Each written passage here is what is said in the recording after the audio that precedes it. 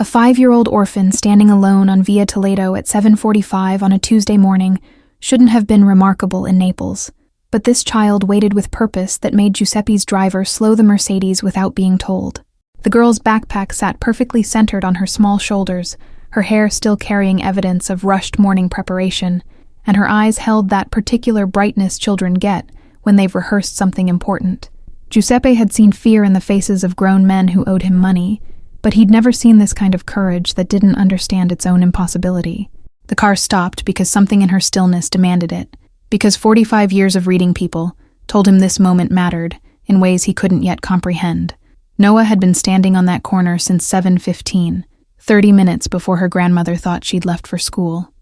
Her shoelaces tied in uneven loops that would come undone by lunchtime. She'd chosen this spot because she'd watched Giuseppe's car pass here every Tuesday and Thursday for 6 weeks, ever since the idea had formed in her mind like a flower pushing through concrete. The other children at Scuola Elementare Antonio Gramsci had been talking about the father-daughter dance for 2 months, their excitement building like a wave that would crash over everyone except the ones standing on shore alone. She'd tried not to listen during those conversations, tried to make herself small enough to disappear from notice, but every poster in the hallway reminded her of the empty space. Giuseppe stepped from the Mercedes wearing a coat that cost more than most families in Quartieri Spagnoli earned in 3 months, his presence commanding the street in ways that had nothing to do with clothing. He'd been running this territory since his own father's funeral 18 years ago, inheriting an empire built on respect and fear in measures that shifted. The neighborhood treated him like a force of nature, something to acknowledge and accommodate, but never directly confront, which made the sight of a child walking straight toward him genuinely surprising. His bodyguard moved to intercept, but Giuseppe raised one hand, curiosity overriding protocol for reasons he couldn't have explained in any language. The distance between them closed in seconds that felt slower, Noah's small legs covering ground with determination that came from knowing she only had one chance. She'd practiced her words in the bathroom mirror that morning, then again while walking to this corner, but now facing the man himself, her carefully prepared speech tangled. Up close he seemed even taller than he did from her grandmother's window, his face carrying lines that spoke of decisions she couldn't understand, and his eyes held something that made her remember her father before the accident. She swallowed once, then again, and felt her grandmother's words echo in her mind about courage being doing the scared thing. "Signor Giuseppe," she said with a voice that barely carried over the morning traffic but held steady despite everything, "I'm Noah, and I need to ask you something very important about the dance at school." The words came out in a rush that blurred their edges together, her hands gripping the straps of her backpack so tightly her knuckles showed white. She'd been told he was dangerous, that children should cross the street when they saw him coming, but her grandmother had also mentioned once that he'd loved his own daughter, before something happened that no one talked about. That small piece of information had planted itself in Noah's mind and grown into hope that maybe, just maybe, someone who understood loss might understand her need. Giuseppe looked down at the child who'd stopped his morning routine, his expression unreadable in the way that had served him well in negotiations where showing emotion meant losing advantage. But something about her directness, the way she'd used his name without title or fear, created a crack in the armor he'd worn for so long it felt like skin. The bodyguard shifted his weight, waiting for a signal to remove this interruption, but Giuseppe remained still as stone, while traffic moved around them, and the city woke up to another day of business, both legal and otherwise. He'd been asked for many things over the years, favors and mercy and money, always by adults who understood the transactional nature of his world. "There's a father-daughter dance at my school on Friday night," Noah continued with the kind of honesty that only children possess before the world teaches them to hide their needs. "And I don't have a father anymore because of the accident last year with the truck." Her voice didn't break on the word accident, though her grip on the backpack straps tightened until the fabric creased under the pressure of small fingers. Giuseppe's driver had turned off the engine without being told, understanding somehow that they wouldn't be moving for a while, that whatever was happening on this street corner required time to unfold. Morning light caught the dust particles floating between the man and the child, creating an atmosphere that felt separate from the bustling city around them, as if this conversation existed in a pocket of space where normal rules didn't apply. "Would you be my dad for the dance?" Noah asked, with the final thread of courage she'd been saving for this exact moment. "Just for one night so I can dance like the other girls, and not sit alone watching."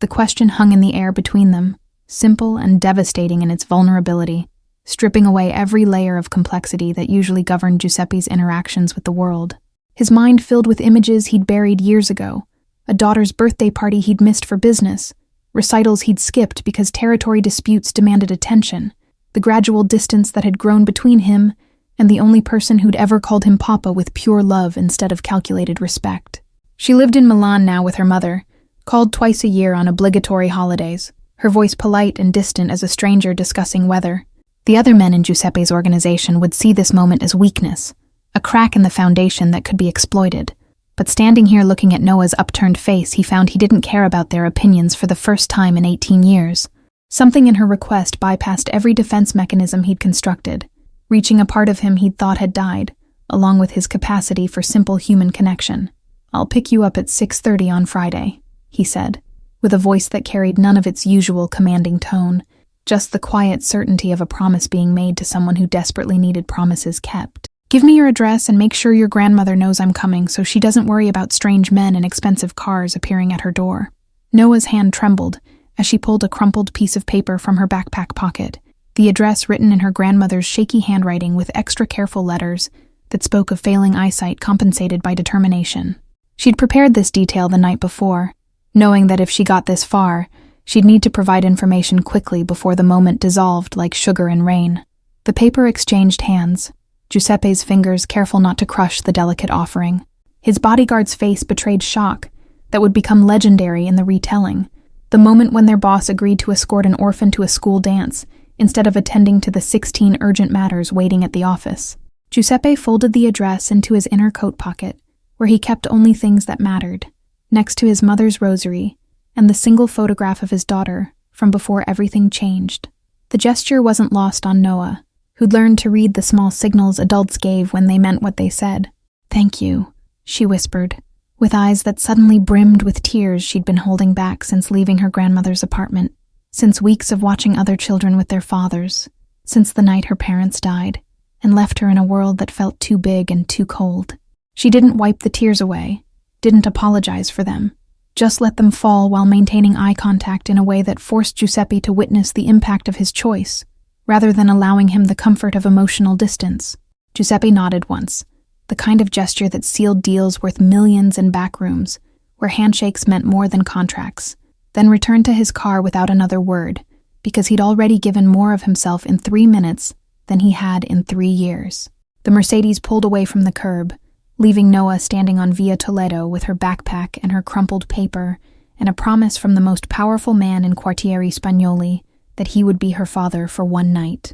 The morning suddenly felt different to her. The same streets she walked every day now transformed into a place where impossible things could happen if you were brave enough to ask. She turned toward school with steps that felt lighter despite the backpack's weight, her mind already spinning with questions about what dress to wear and whether her grandmother's old perfume would be appropriate, and how to explain to the other children that yes, she would have someone to dance with after all. The posters in the hallway would mean something different now, celebration, instead of reminder of what she lacked. Inside the Mercedes, Giuseppe's driver ventured a careful question about whether they should run background checks on the child's family, standard procedure for anyone entering the boss's private life even temporarily. Giuseppe's response was a look that conveyed more than words ever could, a warning that this situation existed outside normal protocols, that applying his usual caution to a grieving child would be an insult to something he couldn't quite name but felt in his chest like a stone. His phone buzzed with messages about a shipment delayed at the port, a dispute over territory boundaries that needed immediate arbitration, a meeting with city officials who required careful management of both flattery and implicit threat. Giuseppe ignored all of it, his mind occupied instead with logistics he hadn't considered in decades, like what one wears to a school dance and whether 5-year-olds expect their fathers to know how to waltz, or if swaying in place would suffice. The bodyguard made a call to his wife, asking in hushed tones about children's events and appropriate behavior for father figures, his confusion evident in every word, because their boss had spent 18 years avoiding anything that reminded him of family. She suggested flowers for the child, maybe a corsage like the ones teenagers wore to proms, but that felt too formal for a 5-year-old who still tied her shoes in uneven loops and carried a backpack decorated with cartoon characters. Back at Noah's school, she slipped into her classroom 3 minutes late, earning a gentle reminder from her teacher about punctuality that barely registered because her heart was still racing from the encounter. She took her seat next to the window where she could see Via Toledo in the distance, the spot where her life had just changed in ways she couldn't fully comprehend, but felt deeply in the way children understand important things before they have words for them. Her classmate Maria leaned over to whisper about the dance, asking again if Noah had anyone to take her, or if she'd be sitting with the teachers like the other children without fathers. The question would have hurt yesterday, would have sent Noah retreating into herself the way she'd learned to do when reality pressed too hard. But today she simply smiled and said yes, she had someone, and watched Maria's face shift from pity to genuine happiness. At Giuseppe's office in a building that looked like a legitimate import business but served functions the tax authorities would find interesting, his second-in-command waited with a folder of urgent decisions that couldn't be delayed another day. Giuseppe walked past him to his private office, poured a drink he didn't plan to consume, and stood at the window overlooking the port where his family's empire had begun 3 generations ago, with his grandfather's first strategic friendship with a customs official. He'd inherited not just territory and income streams, but a reputation built on being harder than circumstances, colder than necessary, more calculating than human connection allowed. His father had taught him that sentiment was weakness in their world, that emotional attachments became leverage for enemies, that a man in their position lived alone at the top by choice rather than circumstance. Those lessons had served him well until this morning, when a child with uneven shoelaces had somehow bypassed 18 years of careful emotional architecture with one simple request. The drink sat untouched on his desk, while Giuseppe considered calling his daughter in Milan, trying to bridge a gap that had grown from months into years of polite distance. His hand reached for the phone 3 times, and retreated 3 times, because he didn't know what he'd say after hello, didn't know how to explain that he'd agreed to be a father to a stranger's child for one night, when he'd failed so completely at being a father to his own. His second-in-command finally knocked, entered without waiting for permission the way trusted lieutenants could, and asked if everything was all right, because the port situation really did require immediate attention. Giuseppe turned from the window with the expression that had ended arguments and lives in equal measure, but his voice when he spoke carried something his associate had never heard before, a thread of something almost like vulnerability woven through the usual command. "Clear my schedule. Friday evening," Giuseppe said without elaboration or explanation, knowing that would generate speculation throughout the organization, but not caring because some decisions existed outside the normal hierarchies of power and obligation. His second-in-command nodded slowly, recognizing the tone of a man who'd made a choice that couldn't be questioned, even if it made no tactical sense, even if it exposed him in ways their world punished mercilessly. The afternoon passed in a blur of business as usual, Giuseppe handling the port dispute with his characteristic efficiency, and the territorial negotiation with just enough implied threat to achieve desired outcomes without actual violence. But underneath the familiar rhythms of his day ran a current of anticipation he hadn't felt in years, a sense that Friday evening represented something more significant than a simple good deed, though he couldn't articulate exactly what that something might be. In her grandmother's small apartment in the heart of Quartieri Spagnoli, Noah burst through the door with news that tumbled out in a breathless rush, while her grandmother sat at the kitchen table sorting her diabetes medication into daily containers with hands that shook from the effort. The old woman's face cycled through disbelief, concern, and finally a smile that cracked through the worry lines she'd worn since the accident that took her son and daughter-in-law and left her responsible for a child when she could barely manage herself. "You asked the Giuseppe," her grandmother repeated slowly as if saying the words might make them less impossible, "the man that even the police step carefully around. And he said yes to taking my granddaughter to a school dance." She laughed then, a sound that held both joy and something like wonder, because in all her 73 years, she'd never heard of the neighborhood's most feared figure doing something so tenderly ordinary as attending a children's event. Wednesday morning arrived with Giuseppe doing something he hadn't done in 18 years, calling a boutique that specialized in children's formal wear and asking questions that revealed his complete ignorance of what 5-year-old girls wore to dances. The shop owner recognized his voice immediately,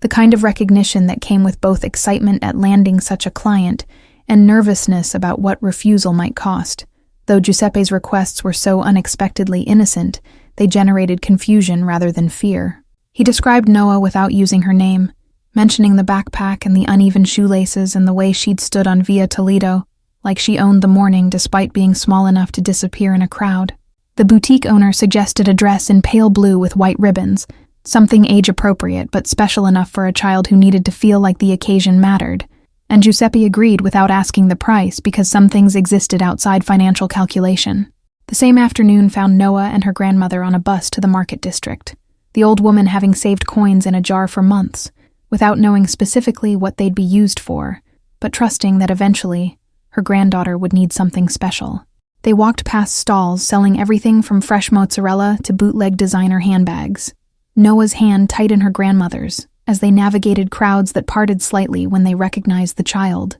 Everyone in the neighborhood knew had lost everything in one terrible moment. The dress shop they finally entered was modest compared to the boutique Giuseppe had called, but the owner greeted them with warmth that had nothing to do with potential profit, and everything to do with knowing this child's story, the way everyone in Quartieri Spagnoli knew everyone else's business. She brought out 3 dresses in Noah's size, each one carefully selected to make a little girl feel beautiful, without the price tag that would insult her grandmother's carefully saved coins. Noah chose white with small flowers embroidered along the hem, not because it was the fanciest option, but because her mother had worn flowers in her hair on special occasions, and the connection felt important even if she couldn't explain why. Her grandmother nodded approval, paid with bills and coins that represented skipped meals and extra hours of careful budgeting, and carried the wrapped dress home like it contained something more precious than fabric and thread. Giuseppe's preparation involved different logistics, a haircut from the barber who'd been trimming the family's hair for 3 generations,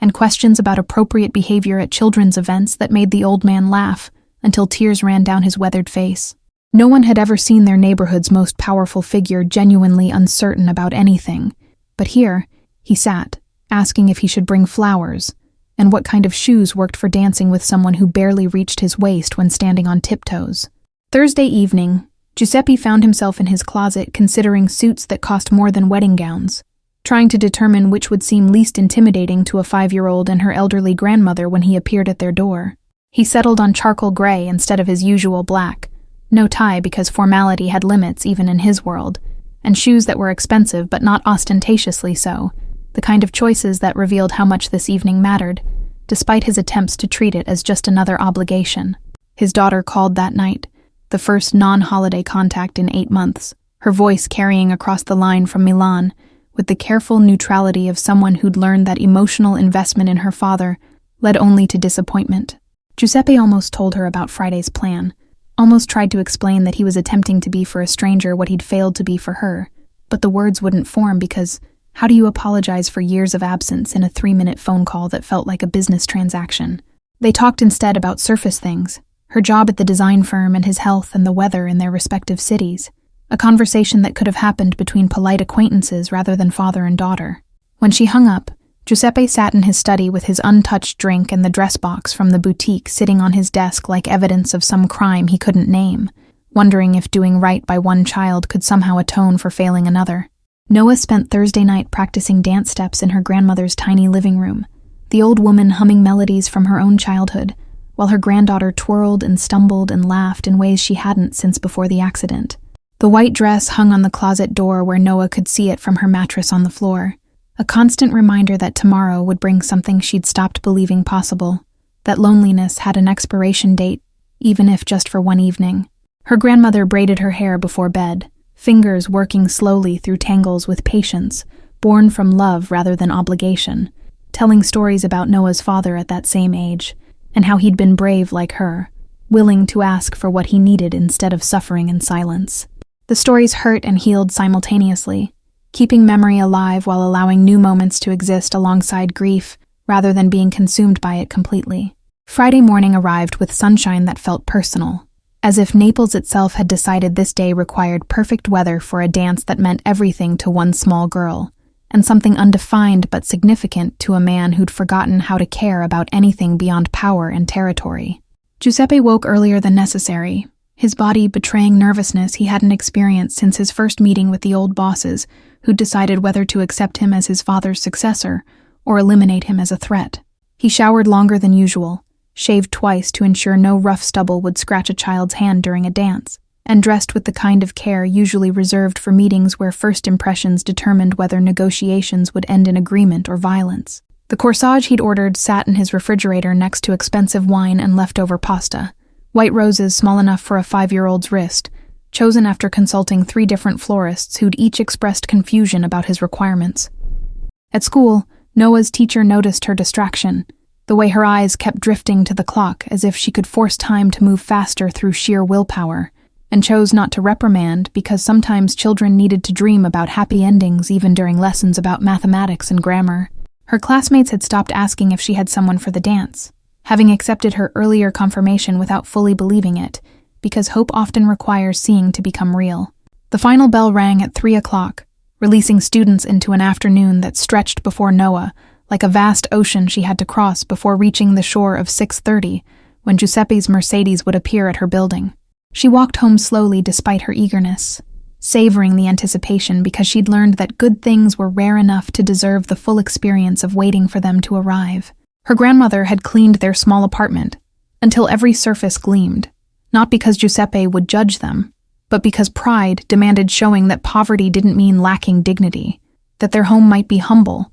but it was cared for with the same attention other people gave to mansions. The white dress hung ready, shoes polished until they reflected light, and the old woman's own best outfit laid out for an occasion she wouldn't miss, even if her failing health made leaving the apartment increasingly difficult. Giuseppe left his office at 5:30, an hour earlier than the 6:30 pickup time, because he wanted to drive through Quartieri Spagnoli slowly enough to remember what these streets had been like before he'd become the man people feared, when he'd been just another kid playing soccer against crumbling walls and dreaming of futures that didn't involve choosing between family loyalty and the law. The neighborhoods looked different through the lens of this evening's mission, less like territory to control, and more like community that existed beyond his influence. He parked 3 buildings away from Noah's address at 6:25, giving himself 5 minutes to observe the building and calm the unfamiliar flutter in his chest that felt uncomfortably like anxiety, like the stakes of this evening somehow exceeded any business deal or territorial negotiation he'd ever conducted. Families were gathering on balconies to watch the sunset. Children played in the street with a soccer ball held together by tape, and life continued in the way it always did in neighborhoods where people made joy from whatever materials they had available. At exactly 6:30, Giuseppe knocked on a door that had seen better decades, his corsage box held carefully in one hand, while the other hung at his side, resisting the urge to check his phone for the messages that were undoubtedly piling up from associates who didn't understand why their boss had become unreachable for an entire evening. Noah's grandmother opened the door with eyes that assessed him in the way old women did, seeing past expensive clothes and dangerous reputation to the nervousness he thought he'd hidden, and invited him inside with a gesture that conveyed both welcome and warning about the precious cargo he'd be escorting tonight. Noah appeared in the doorway of the tiny bedroom wearing her white dress with embroidered flowers, her hair braided with ribbons her grandmother had saved from decades past, and Giuseppe felt something crack inside his chest that he'd thought was permanently sealed. She'd attempted to tie her own shoes this time with better results than Tuesday morning, though one bow was noticeably larger than the other, a detail that somehow made the entire picture more perfect. The corsage looked enormous against her small wrist when Giuseppe slipped it on with hands that had signed death warrants without trembling, but now shook slightly from the weight of this gentler responsibility.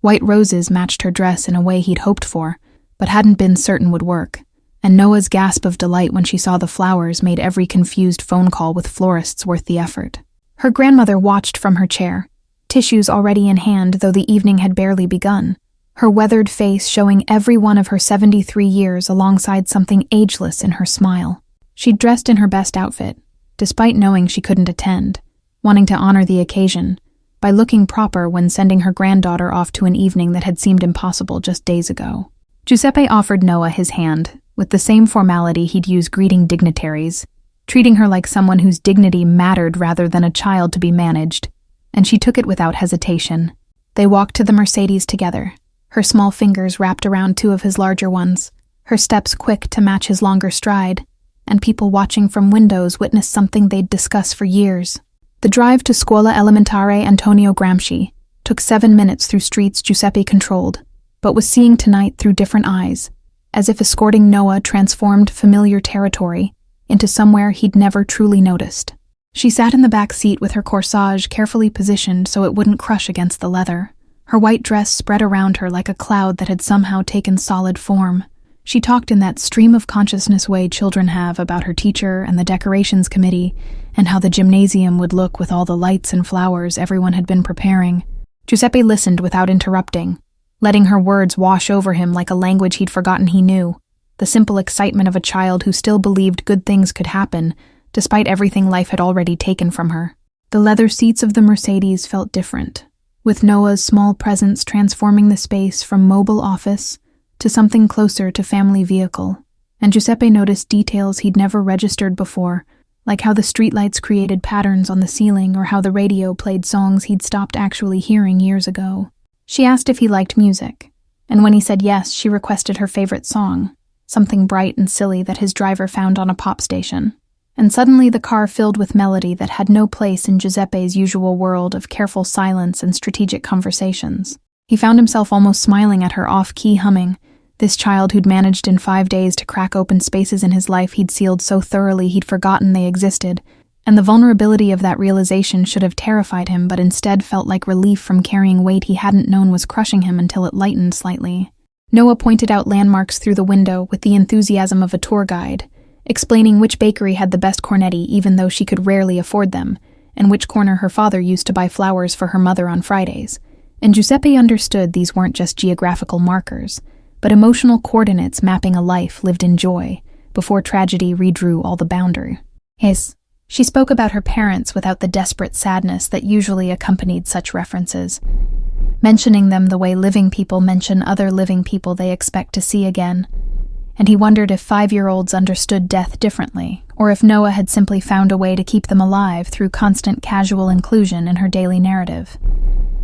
The stories weren't requests for pity or attempts to manipulate emotion, just natural sharing of the people who'd shaped her world before disappearing from it, and Giuseppe envied that ability to hold grief and hope simultaneously, without letting either one completely dominate. His phone continued buzzing in his pocket, with the insistence of associates who couldn't imagine what could be more important than the crises they were managing, and each vibration represented a choice between his old life and this new present he was attempting to inhabit. Giuseppe had spent 18 years training his organization to expect immediate responses regardless of circumstances, building a reputation for being always available and always in control, and deviating from that pattern even for one evening would generate speculation and potentially weakness that rivals could exploit. But Noah was explaining about the art project she'd made at school, depicting families of different kinds, how she'd drawn her grandmother and herself, and left space for other people who might join their small constellation. And Giuseppe realized that answering his phone would teach her the same lesson he'd taught his daughter,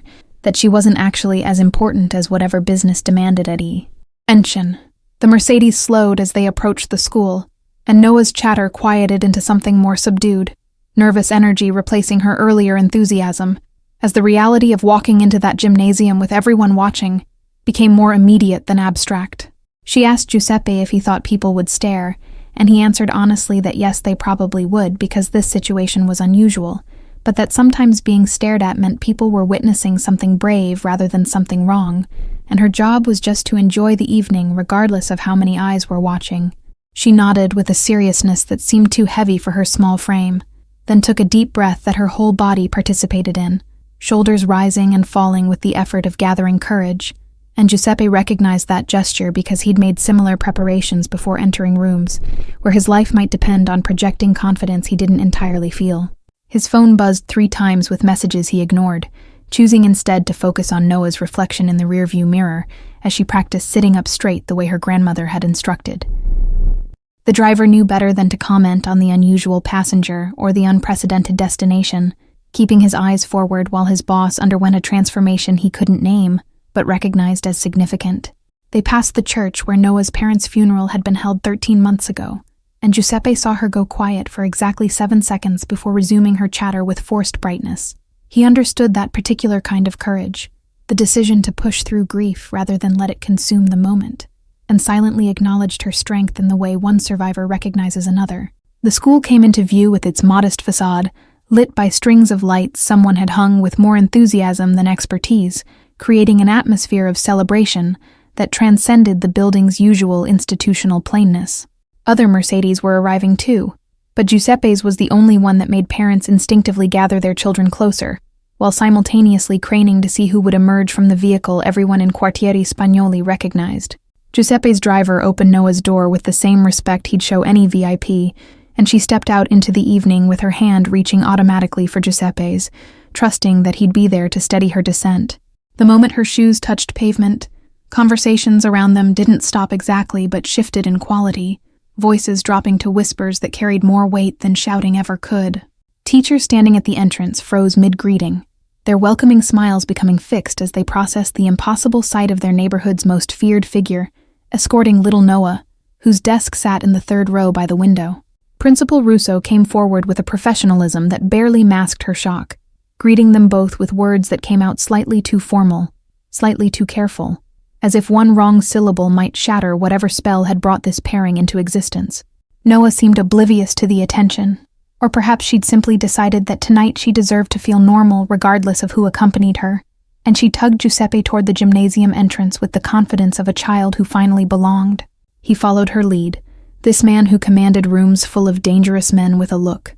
allowing himself to be guided by someone who weighed less than 50 pounds and whose biggest concern was whether they'd play the song she'd been practicing to. Inside the gymnasium, decorations hung from every available surface in a riot of color that spoke to parent volunteers' determination to create magic on a limited budget, streamers and balloons and handmade banners celebrating fathers and daughters. Giuseppe took in the scene with the same careful attention he'd give any new territory, noting exits and sightlines and potential threats, before remembering that tonight, the only thing he needed to protect was one small girl's joy. Other father-daughter pairs turned to stare with varying degrees of subtlety, some fathers recognizing Giuseppe and instinctively moving their children to the opposite side of the gymnasium, others simply curious about why this elegant stranger was attracting such intense attention. Noah's classmate Maria broke free from her father's hand and ran over, squealing with delight about Noah's dress and corsage, her genuine happiness at seeing her friend included creating the first crack in the wall of tension surrounding their arrival. The music started before they'd fully entered, a cheerful pop song that had been popular during Giuseppe's own daughter's childhood, and Noah's face lit up with recognition and anticipation that made her look even younger than her 5 years. She looked up at Giuseppe with a question in her eyes, asking without words if they could join the other pairs already moving to the music, and he nodded despite having no idea how to dance to such a song. They moved to the floor together, Noah's hand in his and her other hand reaching up to rest on his arm, since his waist was too high for her to reach comfortably, and Giuseppe bent slightly to accommodate. The first steps were awkward, his movements stiff from decades of not dancing, and her movements enthusiastic, but uncoordinated. Yet somehow they found a rhythm that worked for them, even if it matched nothing the music suggested. The gymnasium's temperature had risen noticeably from the combined body heat of dozens of dancing pairs, and the inadequate ventilation system that belonged to a building constructed decades before air conditioning became standard, and Giuseppe felt sweat beginning to form at his collar in a way that would normally irritate him, but tonight simply registered as proof of physical presence. Noah seemed unbothered by the warmth, her energy apparently endless as she bounced and spun with enthusiasm that suggested she could dance for hours more if the music continued, and Giuseppe envied that capacity children had to throw themselves completely into moments without reserving energy for whatever might come next. Other fathers were visibly tiring, some sneaking glances at watches or the clock on the gymnasium wall, calculating how much longer until this obligation ended and they could return to their normal Friday evening routines. But Giuseppe discovered he wasn't counting minutes or anticipating conclusion, just existing in this strange, suspended present, where nothing beyond this dance floor mattered. Principal Russo watched from her position near the sound system with an expression that cycled between disbelief and something approaching hope, perhaps recognizing that if the neighborhood's most feared figure could show up authentically for one vulnerable child, then maybe other impossible transformations were possible too. She'd been teaching in Quartieri Spagnoli for 23 years, long enough to develop protective cynicism about human nature and realistic expectations about how much one school could actually change in students' lives when they returned each afternoon to circumstances that undermined every lesson about kindness and possibility. But tonight, she was witnessing something that challenged her careful pessimism, a moment where power chose gentleness and isolation chose connection, and she found herself hoping it would ripple outward beyond this gymnasium in ways that might prove her cynicism had been premature surrender rather than wisdom. The refreshment table had been gradually depleted throughout the evening by children who treated cookies and punch as primary motivation for attending, and volunteers rushed to replenish supplies while trying not to obviously stare at Giuseppe, who represented everything these parent volunteers usually feared about their neighborhood. They'd discussed among themselves before the dance whether his attendance was security risk or unprecedented opportunity, whether they should feel grateful for his presence or terrified by what it might mean, and consensus had been impossible, because Giuseppe existed in that complicated space where threat and protection were often indistinguishable, depending on whose perspective you occupied. But watching him now, carefully guiding Noah through steps she barely knew, while his face showed concentration usually reserved for life-or-death negotiations, the volunteers found their theoretical concerns dissolving into recognition that whatever else he was, tonight he was simply another adult trying not to disappoint a child who trusted him. Maria's mother leaned toward her husband and whispered something that made him nod thoughtfully, both of them watching Giuseppe and Noah with expressions that suggested they were recalibrating assumptions they'd held for years about who deserved grace and who deserved judgment. Their daughter had come home from school multiple times that week, talking about how Noah finally had someone for the dance, how excited she was that her friend wouldn't be left out, and the parents had privately worried about what it meant that a Mafia boss was the solution to a child's loneliness, rather than some more appropriate community resource. But appropriate community resources hadn't stepped forward during the months when Noah's isolation had been obvious to anyone paying attention, and Giuseppe had, and perhaps that simple fact of showing up when others hadn't mattered more than the complicated moral calculations about whether his presence was ultimately good or dangerous for their children to witness. Other pairs gave them space without seeming to, creating an invisible circle around the feared Mafia boss and the orphan girl, everyone in the gymnasium aware they were witnessing something that transcended a simple school dance. Noah twirled under Giuseppe's raised hand with her white dress spinning out around her, and for exactly that moment, she looked like every other 5-year-old girl at her first formal event, belonging completely instead of watching from the margins. The music created a pocket of time that existed separately from the clocks on the gymnasium walls, moments stretching and compressing based on emotional weight rather than actual duration, and Giuseppe found himself lost in the simple mechanics of movement and presence. He'd negotiated €1,000,000 deals with less attention than he gave to ensuring Noah's steps landed safely, less care than he devoted to making sure her dress didn't tangle around her legs, and the inversion of his usual priorities felt both disorienting and strangely appropriate, as if this was what he should have been focusing on all along. Other dancers moved around them in patterns that occasionally brought fathers and daughters close enough for brief exchanges, small nods of acknowledgement, or careful smiles, that suggested the ice of fear was beginning to thaw into something approaching acceptance of this unprecedented situation. Noah looked up at him during a quieter section of the song and said with perfect seriousness that he was a good dancer for someone who probably didn't practice very much, and Giuseppe laughed genuinely for the second time that evening, a sound that made several nearby parents turn in surprise. She asked if his daughter had liked dancing with him when she was small,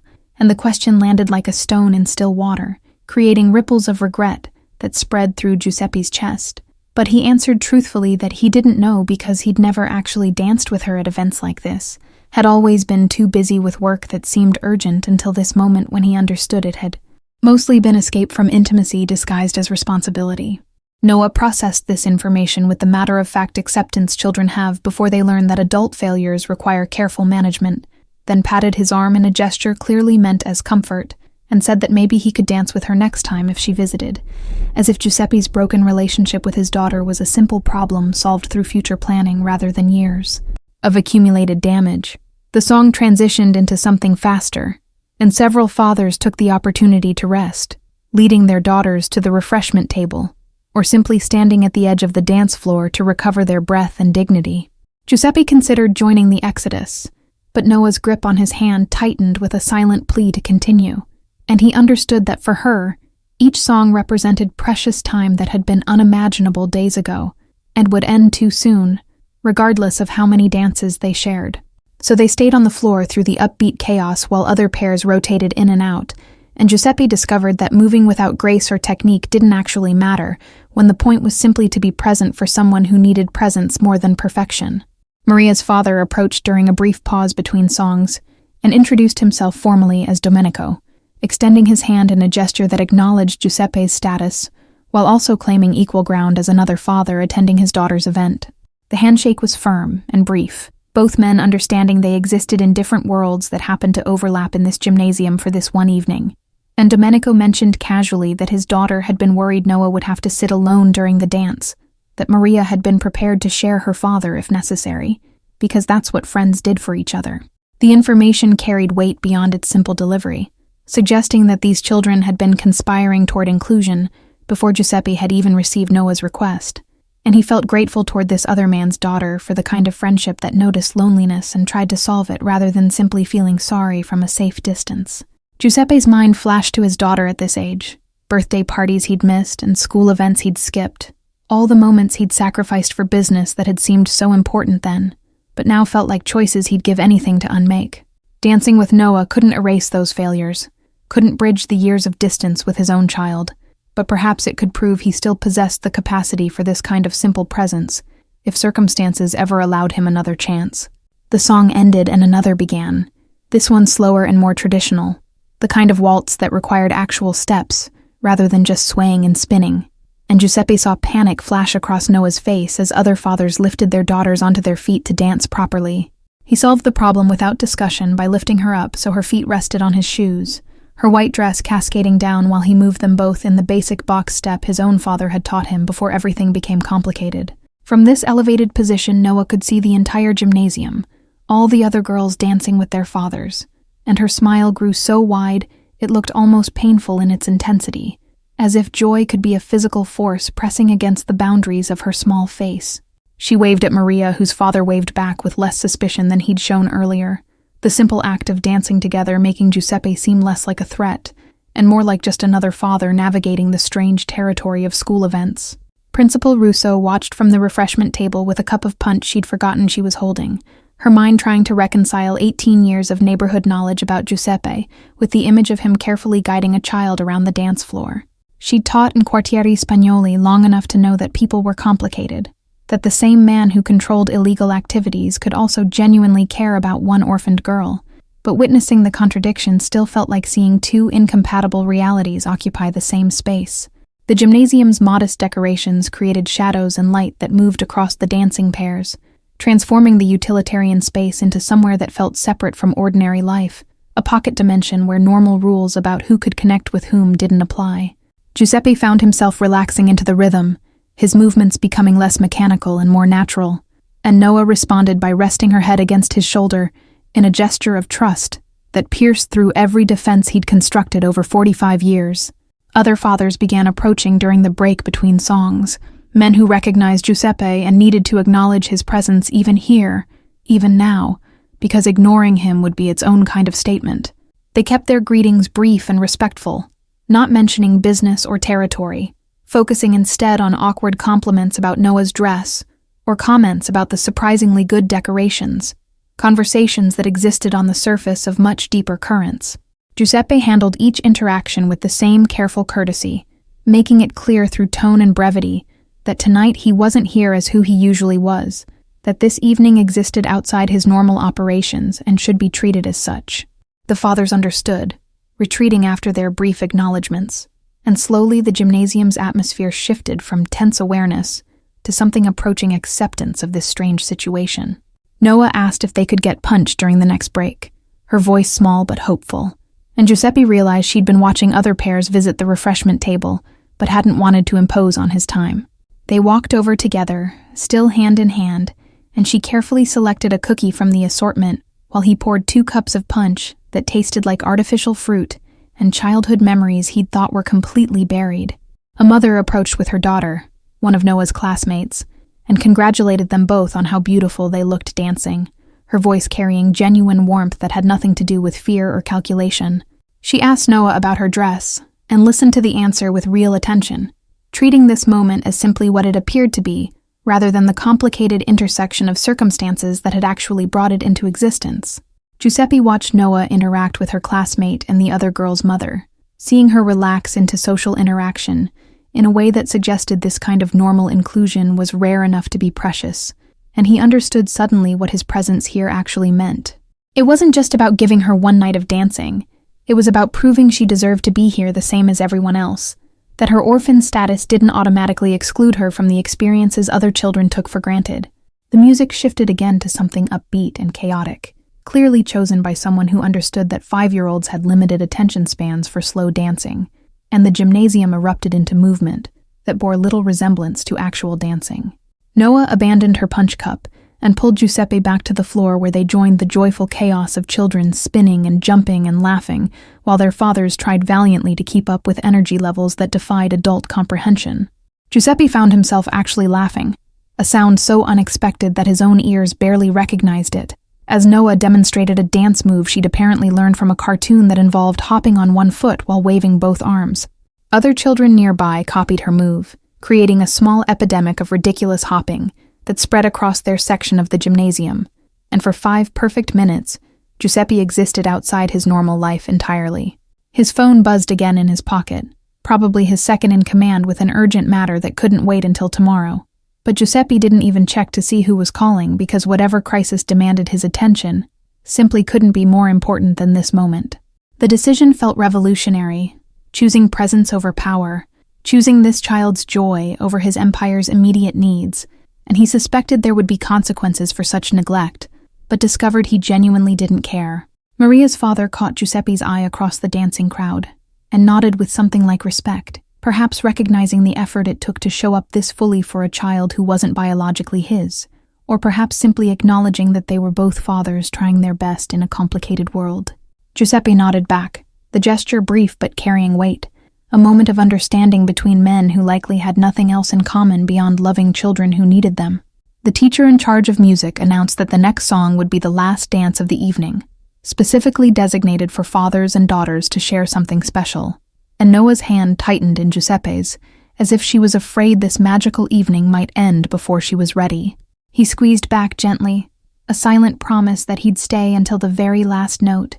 that he wouldn't disappear before this gift was completely given. The final song began, something slow and sweet that he didn't recognize but that seemed designed specifically to make parents cry, and Giuseppe lifted Noah onto his shoes again for one last waltz around the gymnasium floor. She was heavier now than she'd been at the beginning of the evening, or perhaps he was just more aware of her weight, the physical reality of this small person who'd somehow become temporarily his to protect and celebrate. They moved in slow circles while other pairs did the same, the gymnasium full of fathers and daughters in various configurations of family, and Giuseppe thought about all the definitions of father he'd encountered throughout his life. There was biological father, which he'd been, and apparently failed at given his daughter's distance, and there was the father role that had nothing to do with blood, but everything to do with showing up when needed. Noah whispered thank you again, her breath warm against his shoulder where her head rested, and Giuseppe felt tears threaten for the first time in 18 years, since his own father's funeral when he'd cried alone in the bathroom,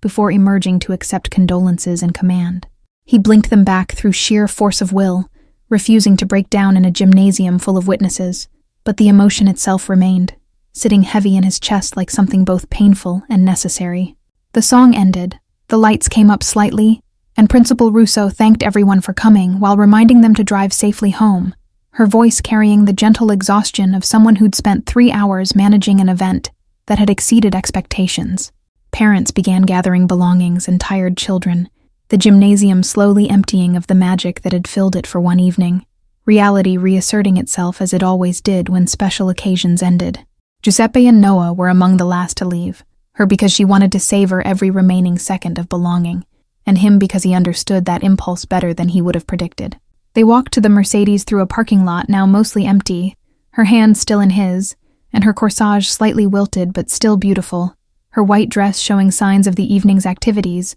but her face glowing with satisfaction that transcended any physical exhaustion. The drive back to her grandmother's apartment felt different than the drive to the school, weighted with the knowledge that this temporary arrangement was ending, that tomorrow Giuseppe would return to being the feared neighborhood boss, and Noah would return to being the orphan girl everyone pitied. Neither of them spoke during those 7 minutes, but the silence wasn't uncomfortable, just contemplative, both of them processing what the evening had meant beyond its surface simplicity. Her grandmother waited at the window despite the hour and her failing health, having watched from that perch for the past 3 hours, imagining how the evening was unfolding, and her face when they entered showed relief and joy and gratitude that needed no words. Giuseppe carried Noah up the stairs to the apartment because she'd fallen asleep in the car, her head resting against his shoulder and her breathing deep, and even with the particular peacefulness of a child who'd gotten exactly what she needed. He laid her on her mattress, still wearing her white dress because waking her to change seemed cruel when she'd clearly earned this rest, and her grandmother covered her with a thin blanket while tears streamed down weathered cheeks that had seen too much loss and not enough joy. Giuseppe stood in the doorway watching them, grandmother and granddaughter in their tiny apartment, and felt the full weight of the privilege he'd been given to be part of this child's life for one evening. The old woman walked him to the door with shuffling steps that spoke to her diabetes and her age, but her grip on his hand was surprisingly strong when she took it in both of hers and spoke in a whisper designed not to wake Noah. "You gave her something tonight that no amount of money could buy," she said, with eyes that saw past his reputation to something she seemed to believe existed underneath, the memory of feeling like she belongs somewhere, like she's worthy of celebration and attention and love. Giuseppe nodded because words felt inadequate for what he was experiencing, this strange mixture of grief for his own failures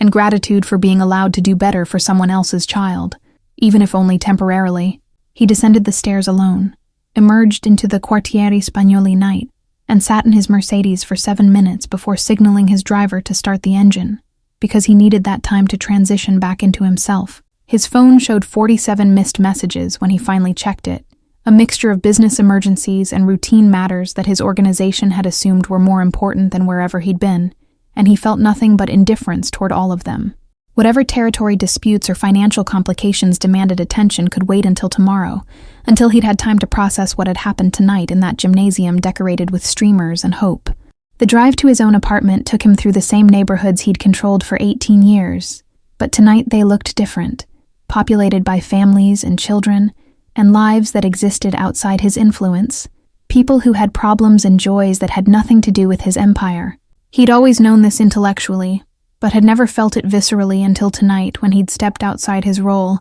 and discovered that other kinds of significance existed beyond power and fear. His apartment felt empty in a way it never had before, all 8 rooms of expensive furniture and original art suddenly seeming like stage dressing for a performance he'd been giving for decades without realizing it was a performance. He poured the drink he always poured after important evenings, but this time he actually consumed it, needing the burn of alcohol to ground him in physical sensation when his emotions felt too large to contain. His daughter's photo sat on the shelf where it had been for 13 years, frozen at age 7 before everything fell apart, and Giuseppe picked it up with hands that were steadier than they'd been holding Noah's corsage. He'd failed this child in every way that mattered, prioritized empire over relationship, chosen power over presence, and now she lived 800 miles away with polite distance and twice-yearly phone calls as the only connection remaining. The photo went back on the shelf, and Giuseppe stood at his window overlooking Naples, the city lights spreading out in all directions like stars that had fallen to earth and decided to stay, and he made a decision that felt both terrifying and necessary. Tomorrow he would call his daughter not for a holiday or obligation, but just to talk, to attempt to bridge a gap that might be too wide to cross, but that he'd never actually tried to bridge with genuine effort. Tonight had proven he still possessed the capacity for this kind of presence, for showing up fully for someone who needed him, even when it was inconvenient or complicated, or outside his comfort zone. And if he could do it for a stranger's child, perhaps he could learn to do it for his own. The possibility felt fragile as the white roses he'd given Noah, likely to wither and die if not carefully tended. But it existed, and that was more than he'd had this morning. His second-in-command called at 11:30, demanding to know where he'd been for 4 hours during a territorial crisis that had apparently resolved itself without his intervention. And Giuseppe's answer was simply that he'd been at a school dance fulfilling a promise to a child. The silence on the other end of the line spoke volumes about how unprecedented this explanation was, how completely it deviated from 18 years of established priorities and behavior patterns.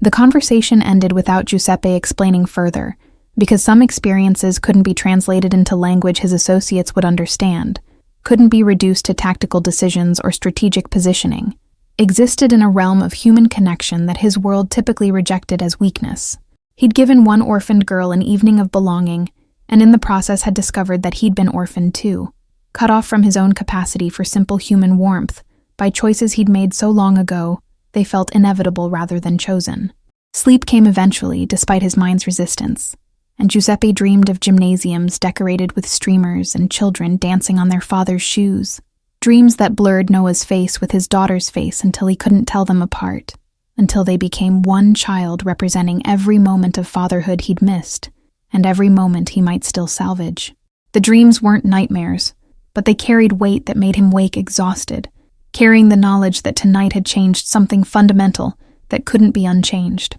Saturday morning arrived with Naples sunshine streaming through expensive windows, and Giuseppe sat at his breakfast table with coffee and newspaper and the certain knowledge that he couldn't go back to being exactly who he'd been before Tuesday morning when a 5-year-old girl had stood on Via Toledo and asked the impossible. The question now wasn't whether he'd been changed, but what he would do with that change, whether he'd let it fade like Noah's corsage would fade, or whether he'd nurture it into something that could grow beyond one magical evening. His phone sat next to his coffee cup, his daughter's number programmed in contacts under a name that still read Papa's Girl despite 13 years of evidence to the contrary, and Giuseppe stared at it while his coffee grew cold. The call he needed to make terrified him more than any business negotiation or territorial confrontation ever had, because the stakes were infinitely higher, because this was about trying to recover something precious he'd broken, rather than destroying something that threatened him. At her grandmother's apartment across the neighborhood, Noah woke still wearing her white dress with the corsage wilted on her nightstand, and a memory that would sustain her through difficulties yet to come, proof that sometimes the world could be kind in unexpected ways, that loneliness had endings even when they seemed impossible. She didn't know that across Quartieri Spagnoli, a feared Mafia boss was gathering courage to call his estranged daughter. Didn't know that her simple request had created ripples that would extend far beyond one evening. But perhaps someday someone would tell her that courage is contagious, and hers had infected someone who desperately needed it. Giuseppe pressed the call button at 9:15 Saturday morning, early enough that his daughter might still be having breakfast in her Milan apartment, late enough that he couldn't claim the hour made him hang up before she answered. The phone rang 4 times, and he almost disconnected on the 5th ring, almost took the coward's escape, but then her voice came through saying hello, with the careful neutrality she'd perfected over years of obligatory contact. He hadn't planned what to say beyond her name,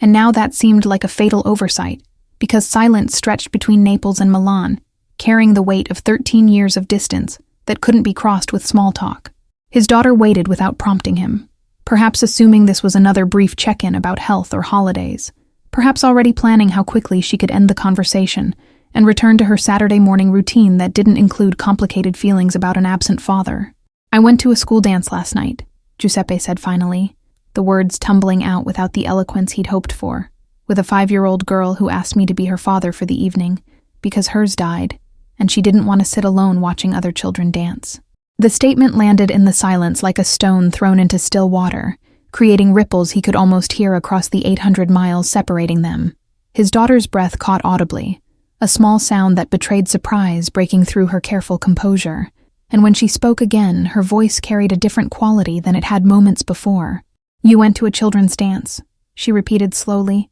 as if testing whether the words made sense in that order. "You being the man who missed every single one of mine because business always came first, and you showed up for a complete stranger's child when you couldn't show up for your own." The accusation hurt precisely because it was accurate, because Giuseppe had no defense against the truth of his failures, and he let the words hit him without deflecting or making excuses the way he might have before Friday night. "You're right," he said with a simplicity that felt revolutionary, given his lifetime of avoiding direct accountability. "I failed you completely, and I can't undo any of those missed moments. But I'm calling because that little girl made me realize I might still have time to do better if you'd be willing to let me try." His daughter was crying. He could hear it in the way her breathing changed, in the small sounds she tried to suppress, and the knowledge that he'd caused these tears along with all the others throughout her childhood sat in his chest like lead. She didn't speak for what felt like hours, but was probably 90 seconds, and Giuseppe waited through the silence because rushing her would be another form of prioritizing his comfort over her needs,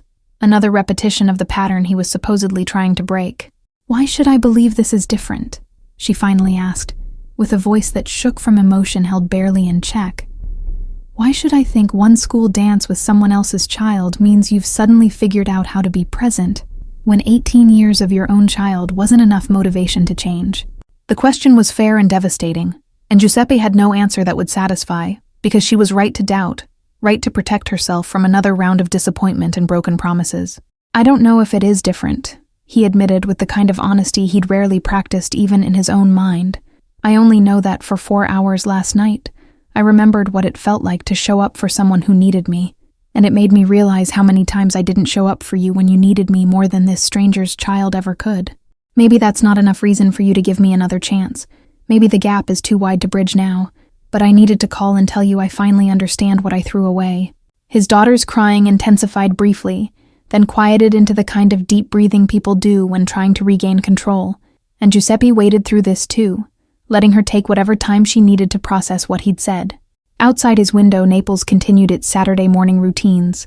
vendors setting up in the markets and families emerging for weekend shopping, life proceeding without pause for one man's attempt to salvage a relationship he'd spent years destroying through neglect. "I have plans today," his daughter said eventually with a tone that suggested she was retreating to safer emotional ground. "Lunch with friends and an art exhibition opening tonight. But tomorrow afternoon I'm free if you want to talk more. Really talk. Not just the surface conversation we usually have." The offer hung between them, fragile as spun glass. Permission to try for something better balanced against years of evidence that he'd waste the opportunity. Giuseppe confirmed tomorrow afternoon with a relief that surprised him in its intensity, suddenly aware that he'd been holding his breath waiting for her response, and they ended the call without the usual perfunctory expressions of affection that had felt like lies for so long. He sat with his cold coffee and his phone, and the knowledge that he'd cleared the first hurdle, but the race was far from over. That one honest conversation didn't erase 13 years of absence, no matter how sincere his intentions. Across Quartieri Spagnoli in her grandmother's apartment, Noah woke for the second time that morning and carefully removed her white dress, hanging it in the closet where she could see it every day, and remember that magic sometimes happened to girls who were brave enough to ask. Her grandmother made breakfast with shaking hands and a smile that hadn't faded since last night, talking about the dance as if it had been a wedding or graduation, an event significant enough to become part of family mythology for whatever years remained to them. The wilted corsage sat in a glass of water on the kitchen table, white roses trying valiantly to revive though their time was clearly ending, and Noah touched the petals gently while eating her breakfast. She didn't know that Giuseppe was at that exact moment trying to repair his relationship with his own daughter, didn't know that her courage on Tuesday morning had created consequences beyond her ability to imagine, but she felt different in ways she couldn't articulate even to herself. Her grandmother asked if she wanted to visit the park that afternoon, a rare offer given the old woman's health challenges, and Noah understood this was celebration continuing, acknowledgement that some moments deserved extension beyond their official endpoints. They would walk slowly through Quartieri Spagnoli together, grandmother and granddaughter, and neighbors would ask about the dance, and Noah would tell the story of Giuseppe lifting her onto his shoes so she could waltz like the other girls. The story would spread through the neighborhood the way all good stories did, growing slightly in the retelling but maintaining its essential truth, and people would discuss it in cafes and markets and building stoops for weeks afterward. Some would focus on Giuseppe's unexpected kindness, others on Noah's bravery in asking, but everyone would agree that something had shifted in their community. Some rigid boundary between fear and trust had become slightly more permeable. Sunday morning arrived with church bells calling the faithful to Mass, and Giuseppe attended for the first time in 6 years, not because he'd suddenly found religion, but because he wanted to sit in a space designed for contemplation before his afternoon conversation with his daughter. The priest recognized him despite years of absence and nodded acknowledgement without comment, understanding perhaps that some returns to faith were complicated and required space rather than interrogation. Giuseppe sat in the back pew where his family had always sat generations ago, where his grandfather and father had sat before their funerals released them from the contradictions of being both Catholic and criminal, and he prayed without words for the ability to do better. The prayers felt rusty from disuse, awkward formations of hope and regret that didn't follow any liturgical structure, but they were honest in a way his prayers hadn't been since childhood, before the world taught him that power mattered more than grace. After Mass, he walked through the neighborhood markets buying fresh produce and bread without bodyguards, for the first time in 18 years, and the vendors served him with surprise that gradually shifted to cautious friendliness. He was still Giuseppe, still commanded respect and fear in equal measure, but something in his bearing had softened just enough to allow slightly more human interaction than the pure transactional exchanges that had defined his public life for so long. His daughter called at 2 in the afternoon exactly as promised, her voice still carrying caution but also something that might become willingness if he didn't destroy it through clumsiness or reversion to old patterns. They talked for 97 minutes about everything and nothing, childhood memories she'd held onto,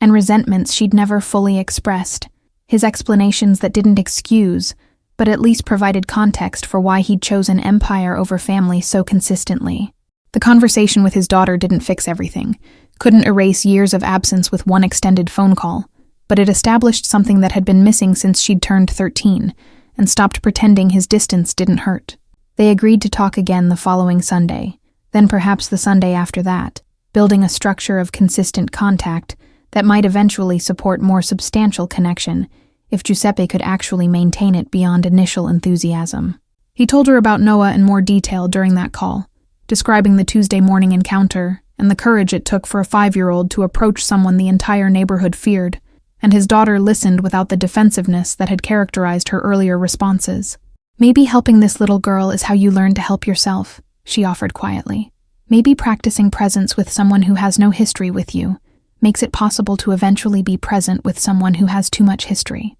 The insight struck Giuseppe as both generous and painful, his daughter offering him grace he hadn't earned while simultaneously acknowledging that their relationship carried scars too deep for quick healing, and he accepted both the gift and the reality without arguing. They ended the call with plans forming for a possible visit, her coming to Naples or him going to Milan, details to be determined but the intention established, and Giuseppe felt something like hope mixed with terror at the prospect of proximity after years of careful distance. Monday morning returned him to business as usual, territory meetings and financial reviews, and the 1,000 small decisions that kept his empire functioning, but he found his attention wandering in ways it never had before. His second-in-command noticed the distraction and asked carefully if everything was all right, probably expecting to hear about health concerns or external threats, clearly unprepared for Giuseppe's response that he was thinking about his daughter and wondering if he could actually be the father she deserved this late in the game. The organization adapted to this slight shift in their boss's focus the way organizations do. Some members worried it represented weakness that could be exploited. Others quietly relieved that perhaps the man who controlled their lives might be discovering he had a life beyond control. Giuseppe himself wasn't sure which interpretation was correct, only that the change felt irreversible in ways both frightening and necessary, like crossing a bridge that collapsed behind him, leaving only forward as an option. Tuesday morning, 1 week after Noah's request, found Giuseppe back in his routine, the Mercedes traveling down Via Toledo at the same time it always did, but this time he looked for her on that corner, without quite admitting to himself that he was looking. She wasn't there, of course, having no reason to stand waiting since the dance had happened and her need had been met, but part of him had hoped to see her anyway, to have evidence that Friday night had been real, and not some fever dream his isolated life had generated. His driver caught him scanning the sidewalks and said nothing, because commenting on the boss's behavior wasn't part of his job description, but Giuseppe noticed the observation and felt something like embarrassment mixed with defiance. He didn't owe anyone explanations for why he might want to see the child who'd somehow cracked open his carefully sealed life, didn't need to justify the fact that one evening of actual human connection had left him hungry for more. The week proceeded with Giuseppe dividing his attention between his usual business and this new project of rebuilding relationship with his daughter, phone calls that grew slightly less careful and slightly more genuine with each conversation. She told him about her work at the design firm and the man she was dating who didn't know about her father's occupation, and Giuseppe listened without offering opinions or trying to control, just receiving information as the gift it was. Friday afternoon, he received a call from Principal Russo at Scuola Elementare Antonio Gramsci, her voice nervous in the way people's voices got when they needed something from him, but feared the asking. She explained that the dance committee wanted to thank him formally for attending with Noah, that his presence had meant more than he probably realized, not just to one child, but to the entire school community's understanding of who deserved inclusion and celebration. Giuseppe deflected the thanks as gracefully as he could, uncomfortable with praise for what felt like bare minimum human decency. But Principal Russo persisted with an invitation to the school's end-of-year celebration, where students performed for parents. "Noah specifically asked if you might come," she said with careful emphasis on the child's request rather than the school's desire. "She's been talking all week about her friend who danced with her and wondering if she might see you again." The word friend lodged in Giuseppe's chest like something sharp and warm simultaneously. This child who'd known him for one evening, considering him worthy of that title, and he found himself agreeing to attend before his rational mind could catalog all the reasons why maintaining this connection was complicated. Principal Russo's relief was audible, her thanks effusive in a way that suggested she'd expected rejection, and Giuseppe ended the call wondering what exactly he'd committed himself to beyond another school event. His daughter called that evening for their Sunday conversation, but on Friday instead, a deviation from established pattern that Giuseppe interpreted as progress towards something less rigid and obligatory, and he told her about the invitation. "That's beautiful," she said with genuine warmth that had been absent from her voice for years. "This little girl is adopting you whether you're ready or not. And maybe that's exactly what you need, someone whose expectations are simple enough that you can actually meet them." The observation carried truth that made Giuseppe uncomfortable. The implication that he'd failed his daughter because the bar was too high while succeeding with Noah because her needs were more basic. But his daughter didn't seem to mean it as criticism. She was simply acknowledging reality, that sometimes people needed practice at simple presence before they could manage complex presence, that rebuilding had to start somewhere even if that somewhere wasn't the most important relationship requiring repair. Saturday morning, Giuseppe did something he hadn't done since his own daughter's childhood. Going to a toy store and browsing the aisles trying to determine what a 5-year-old girl might want that wasn't condescending or inappropriate. He settled finally on a book about brave girls throughout history, thinking that Noah had demonstrated the kind of courage the book celebrated,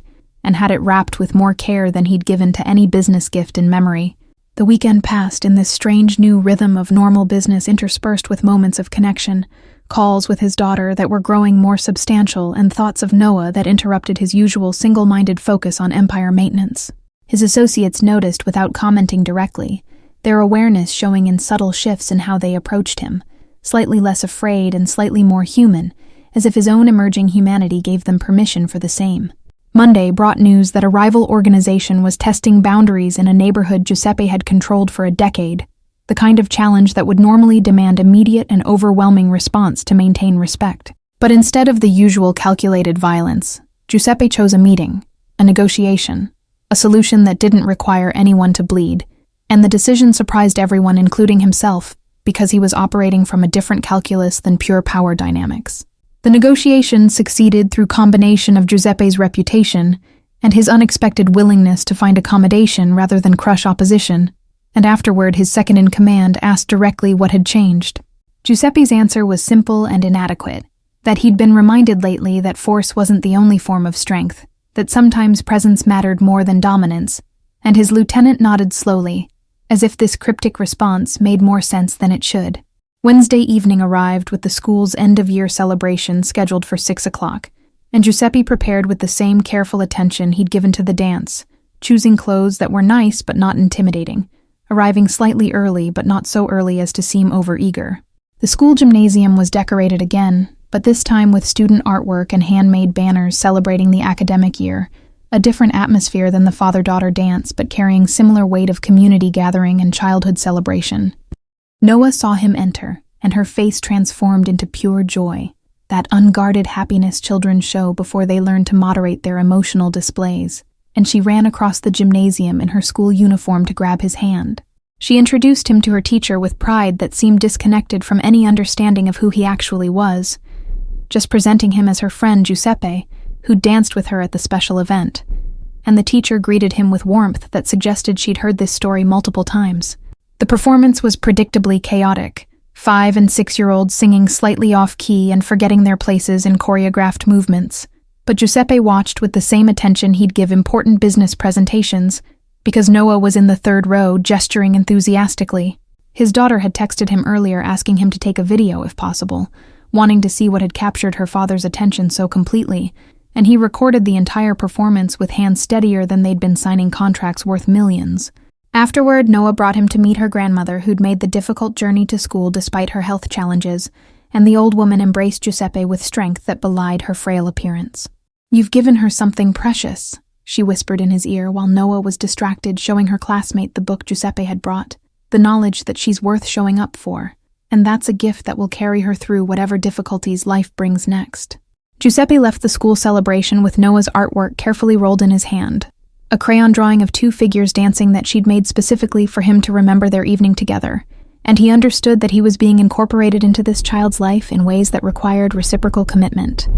He couldn't be the adult who showed up twice, then disappeared, couldn't give her hope of consistent connection, then withdraw into his usual isolation, and the responsibility felt heavier than any business obligation he'd ever carried. His daughter called that night wanting to hear about the performance, and Giuseppe described it with detail that surprised them both. His ability to recall specific moments from a children's show evidence of attention he'd rarely given anything outside his empire. She asked to see the video, and he sent it immediately, then waited while she watched, hearing her quiet laughter through the phone at the children's enthusiastic imprecision, and something in that shared moment felt like progress toward the relationship they'd both lost years ago. "I'm thinking of coming to Naples next month," his daughter said with studied casualness that didn't quite hide the significance of the offer. "Maybe staying for a long weekend if you'd have time to actually spend together. Not just dinner between your business meetings, but actual time where you're present." The proposal terrified and thrilled Giuseppe in equal measure. The prospect of extended proximity after years of careful distance,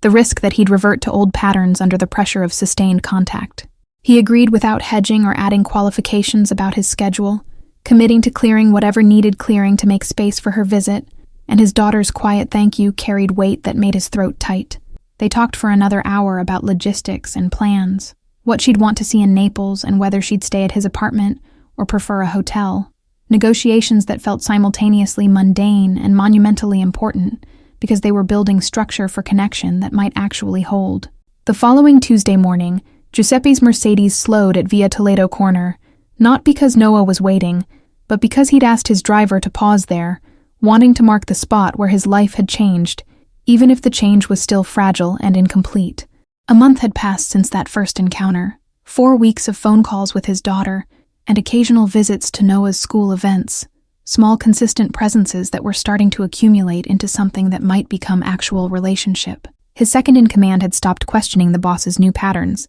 accepting that Giuseppe was somehow managing to maintain his empire while also attending children's performances and having lengthy phone conversations with his daughter in Milan. The organization adapted because it had to, finding that their leader's slight softening didn't actually diminish his effectiveness and might even improve certain negotiations where empathy served better than pure intimidation. Noah's grandmother's health had declined slightly over the month, her diabetes requiring more careful management, and her eyesight continuing to fail despite new glasses. And Giuseppe had quietly arranged for better medical care without making it obvious enough to insult her dignity. The old woman knew, of course. No one moved through Quartieri Spagnoli without people noticing. But she accepted the help with grace that suggested she understood he needed to give it as much as she needed to receive it. The spring semester ended with another school celebration, and Giuseppe attended alongside parents who were growing accustomed to his presence. Conversations with other fathers, becoming slightly less awkward as they found common ground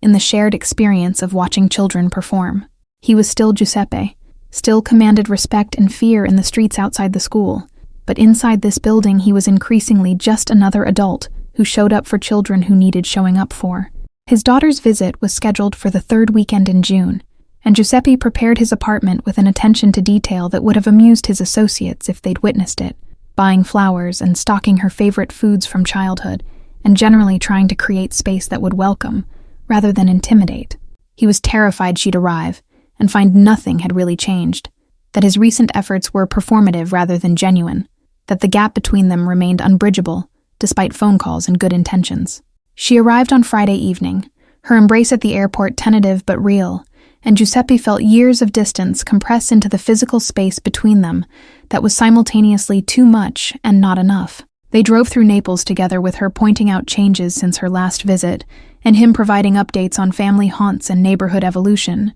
conversation that was easier than he'd expected because it focused on external things rather than the complicated internal landscape they were trying to navigate. Dinner that first night was at a restaurant Giuseppe had chosen carefully, nice but not ostentatious, public enough to prevent either of them from breaking down, but intimate enough for real conversation. And they talked for 3 hours about everything they'd missed in 13 years of distance. His daughter cried twice, and Giuseppe cried once, all of them quickly dabbing tears while pretending this was normal dinner conversation. And by the time they left the restaurant, something had shifted between them toward genuine rather than obligatory connection. Saturday he took her to meet Noah, wanting his daughter to see the child who'd somehow catalyzed his transformation, and the meeting was awkward and beautiful in equal measure. Noah was shy initially around this elegant woman from Milan, But Giuseppe's daughter had brought a gift, a bracelet she'd designed herself at her firm, and the gesture opened conversation between them. They talked about dancing and school and brave girls throughout history, and Giuseppe watched the two most important females in his life connect over shared experience of loving someone who was learning to love better. His daughter pulled him aside while Noah was showing her grandmother the bracelet, and said quietly that she could see why this child had gotten through his defenses, that there was something about her direct honesty that made pretense impossible, and maybe that's what he'd needed all along. Giuseppe nodded, unable to articulate that Noah had reminded him what his daughter had been like before he'd taught her through absence, that caring too much meant getting hurt too often, and that memory had finally given him motivation to try doing better. Sunday morning, they attended Mass together, Giuseppe and his daughter sitting in his family's pew, the way they had when she was small, and the familiar ritual in unfamiliar company created bridge between past and present that felt both painful and healing. Afterward, they walked through markets where Giuseppe had walked the previous month, vendors greeting him with slightly more warmth now that he appeared with family, evidence that even feared men could have daughters who loved them enough to visit. The weekend ended with genuine sadness at parting rather than relief at separation, his daughter's embrace at the airport lasting longer than the arrival embrace, her promise to call on Tuesday rather than waiting for Sunday feeling significant. She thanked him for the visit and for trying, and Giuseppe thanked her for giving him another chance despite every reason not to, and they separated with understanding that this was beginning rather than ending, that difficult work still lay ahead, but they were both committed to doing it. Monday morning, Giuseppe returned to his usual business routines, but they felt different now, infused with awareness that his empire wasn't the totality of his life, that he had daughter in Milan, and small friend in Quartieri Spagnoli, and relationships that required tending regardless of territorial disputes or financial opportunities. His second-in-command noticed the shift and asked if the visit had gone well, and Giuseppe's smile was answer enough, the kind of genuine happiness that had been absent from his face so long people had forgotten he possessed the capacity. Noah's end-of-year report card arrived with marks that were good but not exceptional, the kind of academic performance that suggested a child who was learning despite carrying grief that would have crushed many adults. And Giuseppe felt proud in ways that surprised him. Her teacher had added a note mentioning that Noah had shown remarkable growth in confidence and social engagement since the father-daughter dance, that having someone reliable show up for her had created foundation for taking risks in other areas of life. The note made Giuseppe think about reliability and showing up and all the ways he'd failed those basic requirements with his own daughter, but also about the possibility of doing better going forward, of being the person who could be counted on, rather than the person who consistently disappointed. It wasn't redemption exactly. Nothing could redeem years of absence and neglect, but it was perhaps the beginning of living differently than he had for the previous 2 decades. Summer arrived in Naples with heat that drove everyone to seek shade and gelato, and Giuseppe found himself incorporating regular visits to Noah and her grandmother into his weekly schedule the same way he scheduled business meetings and territory reviews. They weren't long visits, usually just an hour on Wednesday afternoons, but they were consistent in ways that mattered more than duration, proving that he could be reliable when he chose to prioritize someone other than himself. His daughter called not just on Sundays now, but scattered throughout the week, short conversations about small things that were building toward comfort with each other's presence in daily life rather than just obligatory check-ins. She was planning another visit for August and mentioned maybe staying longer this time, possibly a full week if he could actually commit to being available. And Giuseppe agreed, knowing that each promise he made was both gift and test of his capacity for sustained change. The summer heat transformed Naples into something slower and more languorous, business continuing but at a pace that accommodated seeking shade and long lunches that stretched into early evening, and Giuseppe found himself appreciating these seasonal rhythms in ways his previous relentless focus on efficiency had never permitted. His organization noticed that their boss took Wednesday afternoons as essentially sacred, unavailable for meetings or crisis management during the hours he spent with Noah and her grandmother, and the pattern became so established that people stopped even trying to schedule around it. Some associates grumbled privately about his shifting priorities, but others recognized that Giuseppe remained as effective as ever in matters that actually required his attention, just more selective about what qualified as genuinely urgent versus what people had labeled urgent, because they'd grown accustomed to his constant availability. The neighborhood where Noah lived began treating Giuseppe differently as summer progressed, not with less fear exactly, but with a kind of complicated respect that acknowledged he could be dangerous and kind simultaneously, that human beings contained multitudes that didn't resolve into simple categories. Vendors in the market greeted him by name and asked after the little girl everyone knew had somehow claimed him, and Giuseppe found himself engaged in conversations about children and family that would have been unthinkable 6 months earlier, when his public persona permitted no softness that could be interpreted as weakness. He understood he was being absorbed into the community in a way that was separate from his role as feared power broker, that his Wednesday visits and school attendance had created an identity that coexisted with his reputation rather than replacing it, and the duality felt sustainable in ways purely performing one role or the other never had. The man who'd been approached by a 5-year-old orphan on a Tuesday morning in spring found himself by summer transformed in ways both subtle and profound, still dangerous when necessary, but also capable of tenderness he'd thought was permanently buried with his father. He wasn't redeemed, and he wasn't reformed entirely, still ran his empire with efficiency that required moral compromises, but he was present for 2 people who needed him in ways that made everything else feel slightly less important than it had before. Noah's grandmother told him one Wednesday afternoon that he'd given her granddaughter something money couldn't buy, the knowledge that she was worth showing up for, and Giuseppe understood she was talking about more than just the dance. Every Wednesday visit, every school event he attended, every small consistent presence was telling this child that her life mattered to someone beyond her failing grandmother, that she had value independent of her orphan status, and that knowledge would carry her through whatever difficulties adolescence and adulthood brought. The story that had begun with impossible request on a street corner became neighborhood legend, retold in cafes and markets with slight variations but essential truth intact, about the day the feared Mafia boss's heart broke open for a child brave enough to ask for what she needed. People debated what it meant about Giuseppe's character, whether kindness to one orphan balanced cruelty in business, whether any amount of good deeds could redeem a life built on morally questionable foundations. But these philosophical questions mattered less than the practical reality that 2 people had found connection when they'd both been drowning in different forms of loneliness. Giuseppe himself stopped trying to analyze what it all meant, stopped questioning whether his motivations were pure or whether he deserved credit for basic human decency, and simply committed to showing up for the people who needed him to show up. He'd missed 18 years with his daughter, and he'd never get those back, but he had today, and tomorrow, and however many days remained if he could avoid reverting to old patterns of prioritizing empire over relationship. Thank you all for following this story. If it touched your heart, write in the comments where you're watching from, and don't forget to like, subscribe, and share this video. Your support means everything, and helps me continue bringing you these moments of unexpected kindness, because sometimes the bravest thing we can do is ask for what we need, and sometimes the most powerful thing we can do is simply show up when someone asks.